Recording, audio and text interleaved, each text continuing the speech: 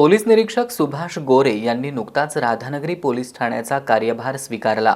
विविध क्षेत्रातील मान्यवरांनी त्यांचे स्वागत करत यशस्वी कारकिर्दीसाठी त्यांना शुभेच्छा दिल्या। राधानगरी तालुका निसर्ग संपन्न, विस्तीर्ण, डोंगर दऱ्यांचा तालुका आहे। या तालुक्यात कायदा आणि सुव्यवस्था राखण्यासाठी कोणत्याही प्रकारची तडजोड केली जाणार नाही, तसंच अवैध कामांना थारा दिला जाणार नाही, असं गोरे यांनी स्पष्ट केलंय।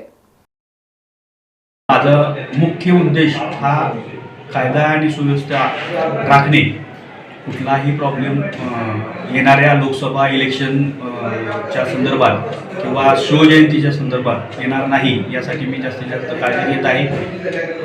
गावातील पोलीस स्टेशन हद्दीतील सर्व गावातील पोलीस पाटील, सरपंच यांच्या मीटिंग्स आयोजित करण्यात येत आहे। तंटामुक्ती समितीच्या सदस्यांना बोलावून त्यांच्याशी चर्चा करून घेत आहे आणि जास्तीत जास्त ओळख या हद्दीतील लोकांची करून घेऊन माहिती करून घेऊन ते प्रॉब्लेम सोडवण्याचा मी जास्तीत जास्त यावेळेस प्रयत्न करीत आहे।